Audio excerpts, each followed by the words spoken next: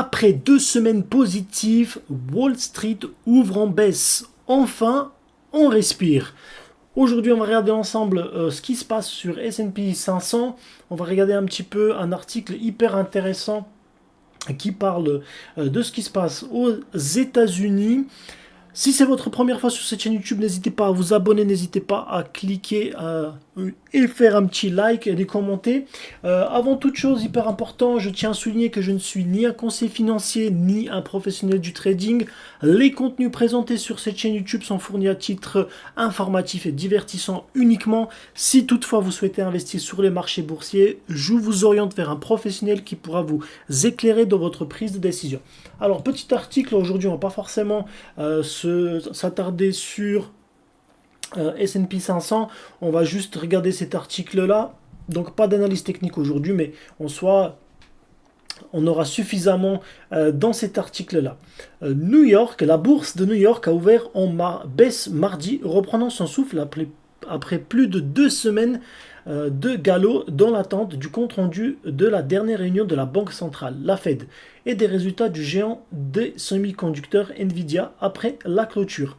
Vers 15h10 GMT, le Dow Jones cédait 0,24%, l'indice Nasdaq reculait de 0,48% et l'indice élargi S&P 500 abandonnait 0,25%. On a un marché qui a fait une pause après avoir démarré la semaine avec vigueur, a commenté Peter Cardillo de Spartan Capital, évoquant des prises de bénéfices.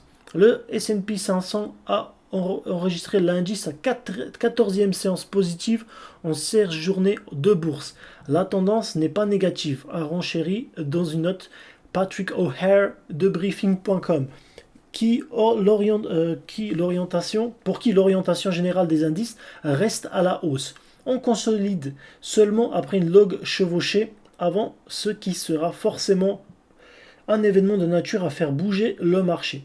L'analyste faisait référence aux résultats de Nvidia, spécialiste des désormais fameuses cartes graphiques, assemblage de semi-conducteurs indispensable au développement de l'intelligence artificielle dite générative. Le géant de Santa Clara, en Californie, a plus que triplé sa capitalisation boursière depuis un an, plus de 228%, et désormais la 6e société la plus chère du monde. Le marché va être instable jusqu'à ce que la publication des minutes de la Fed, c'est-à-dire des comptes rendus de la dernière du comité de politique monétaire de l'institution à 19h, a indiqué Peter Cardillo au sujet du premier temps fort de la journée avant la publication des comptes du Nvidia. Les opérateurs cherchant dans ces minutes des signaux relatifs à l'évolution de la politique monétaire américaine dans les mois à venir. Le marché obligataire était lui à la hausse, les taux qui évoluent en sens opposé des prix continuent à se replier. Le rendement des emprunts d'État américains à 10 ans ressortait à 4,39% contre 4,41% la veille en clôture. Pour Patrick O'Hare, la consolidation des indices tenait aussi à une série de déceptions venues du commerce de détail qui confirme l'essoufflement progressif des consommateurs américains après 3 années exceptionnelles. La chaîne des magasins d'électronique Best Buy, moins 3,22%, a publié un chiffre d'affaires inférieur aux attentes pour le 3e trimestre et revu à la baisse ses objectifs pour l'ensemble de son exercice.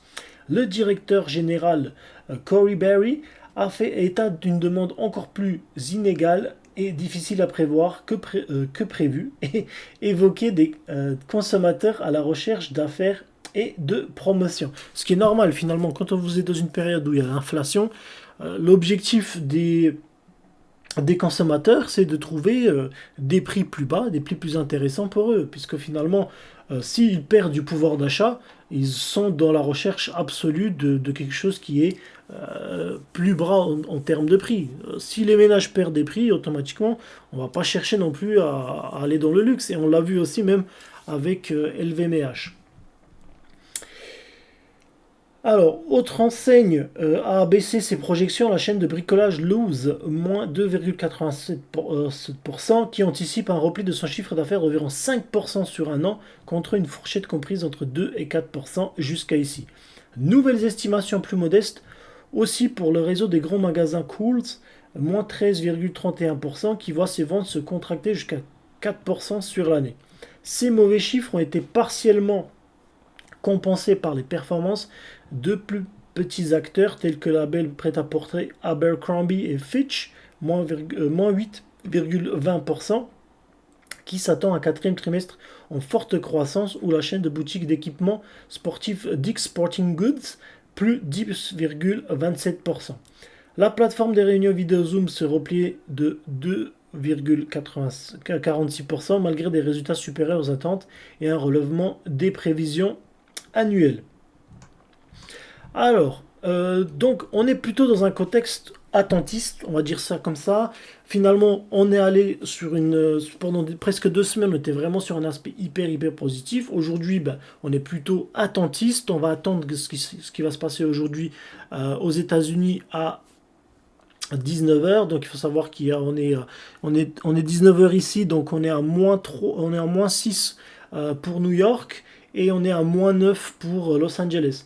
Donc quoi qu'il arrive, par rapport à Paris. Donc quoi qu'il arrive, aujourd'hui, il faut vraiment chercher à attendre, voir ce qui va se passer par rapport à la Fed.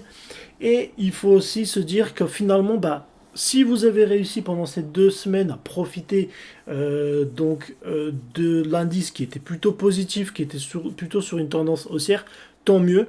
Sinon, quoi qu'il arrive, si vous investissez sur le long terme, restez finalement, ne sortez pas de vos positions, parce que je pense que quoi qu'il arrive, l'indice il pourrait aller jusqu'à 4700 $. Alors ça ne sera pas fait aujourd'hui, il va falloir attendre peut-être mois de décembre, voire même mois de janvier, mais quoi qu'il arrive, on est plutôt sur quelque chose de hyper positif vu le contexte mondial actuel. Dites-moi dans les commentaires qu'est-ce que vous en pensez. Est-ce qu'il faut sortir de ses positions par rapport aux indices, ou au contraire, est-ce qu'il faudrait continuer à maintenir, ou encore mieux, est-ce qu'il faudrait acheter donc les actions pour S&P 500 pour les indices? Dites-moi ce que vous en pensez dans les commentaires. N'hésitez pas à liker et à partager cette vidéo. La vidéo était un petit peu plus courte, mais voilà, comme je vous ai dit aujourd'hui, pas forcément d'analyse technique, mais pour la prochaine fois, je vous promets qu'on aura un petit peu plus d'analyse. En tout cas, je vous souhaite une excellente soirée et à très bientôt. Bye bye.